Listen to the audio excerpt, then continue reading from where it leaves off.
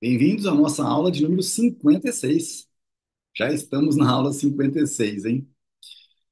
Trabalho imediatamente gratificante e trabalho imediatamente gratificante. Como sempre estamos fazendo a leitura pelo computador, para que vocês possam também ir seguindo por aí. Como regra geral, o trabalho gratifica de forma indireta a quem trabalha. Ou seja, pela supressão do desconforto provocado pela obtenção de um fim.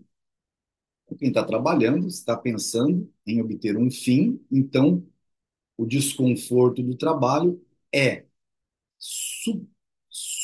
suprimido por conta deste objetivo final. O trabalhador renuncia ao lazer e suporta a desutilidade do trabalho para usufruir o produto de seu trabalho ou que outras pessoas estão dispostas a lidar por este produto, por seu produto, por esse produto. O dispêndio de trabalho é, para quem trabalha, um meio para atingir fins, um preço pago e um custo incorrido. Essa é uma colocação muito importante. Mas existem casos em que o trabalho gratifica imediatamente o trabalhador.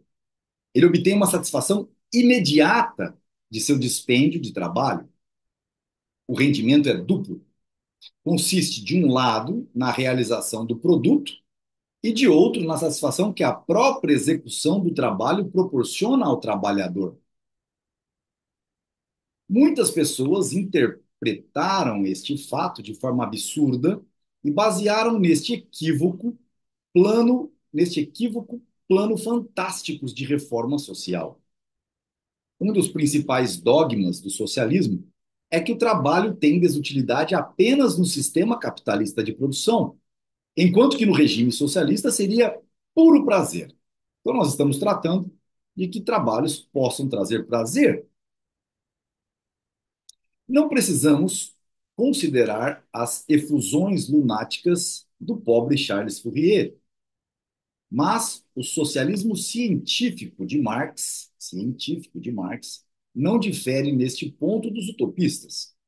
Alguns de seus mais notáveis defensores, Friedrich Engels e Karl Kautsky, expressamente declararam que um dos principais efeitos do regime socialista seria transformar em prazer o procedimento do trabalho.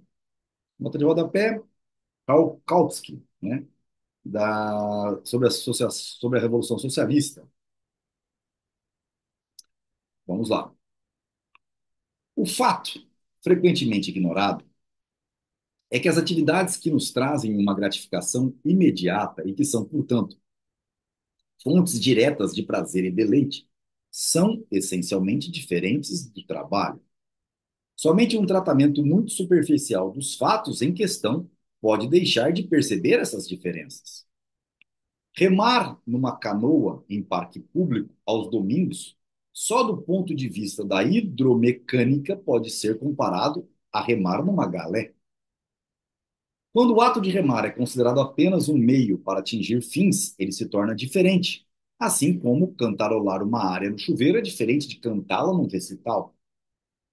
O remador despreocupado e o cantor de banheiro tiram uma satisfação imediata de sua atividade, e não uma gratificação indireta. O que fazem, portanto, não é trabalho, não é o emprego de suas funções fisiológicas para atingir fins outros, além do simples exercício dessas funções. É um mero prazer. É um fim em si mesmo. É feito pelo prazer de fazer, sem qualquer outro benefício. Como não é trabalho, não pode ser chamado de trabalho imediatamente gratificante. Então, lá no 12, nota de rodapé. Remar seriamente como um esporte e praticar o canto seriamente, embora como amador, constitui trabalho introvertido e nós vamos ver adiante sobre isso. Às vezes, a um observador superficial, parece que o trabalho alheio constitui fonte de satisfação imediata, porque ele mesmo gosta de se imaginar realizando aquele trabalho.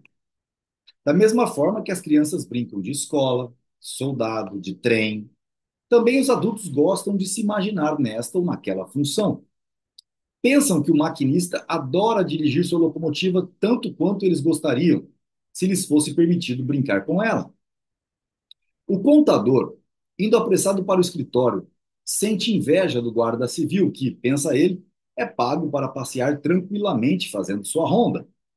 Mas o guarda civil sente inveja do contador que, sentado numa cadeira confortável em ambiente refrigerado, ganha dinheiro fazendo alguns rabiscos, o que não pode, a seu juízo do guarda, ser chamado de trabalho.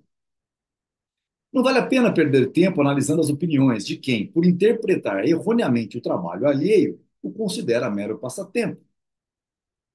Existem, entretanto, casos em que o trabalho é imediatamente gratificante. Existem alguns tipos de trabalho que, em pequenas doses e em certas condições, proporcionam uma gratificação imediata. Mas essas doses são tão pequenas que não representam um papel importante no conjunto da ação humana e na produção para a satisfação de necessidades. Nosso mundo se caracteriza pelo fenômeno da desutilidade do trabalho. As pessoas trocam a desutilidade provocada pelo trabalho pelo produto do trabalho. Para elas, o trabalho é fonte de gratificação indireta. Na medida em que certo tipo de trabalho proporciona prazer em vez de pena, uma gratificação imediata e não a sensação de sua desutilidade, nenhum salário é pago a quem o executa. Ao contrário, o executante deste trabalho é que deve comprar o prazer e pagar por ele. A caça foi e é para muitas pessoas um trabalho normal, gerador de desutilidade, mas para outras pessoas é puro prazer. Na Europa, amantes da caça compram dos proprietários das zonas de caça o direito de matar certo número de determinados animais. O preço pago por esse direito é separado do preço a ser pago pela utilidade do animal efetivamente caçado. Se os dois preços fossem somados, o total certamente excederia a quantidade que teríamos que despender se quiséssemos comprar a mesma caça no mercado. Um cervo, vagando entre rochedos e penhascos, tem um preço maior do que terá mais tarde, depois de morto, trazido para o vale e preparado para que sua carne, sua pele e seus chifres sejam aproveitados, muito embora, para matá-lo, tenha sido necessário fazer uma fatigante escalada e gastar algum material. Podemos dizer que um dos serviços que um servo vivo é capaz de prestar é o de proporcionar ao caçador o prazer de matá-lo.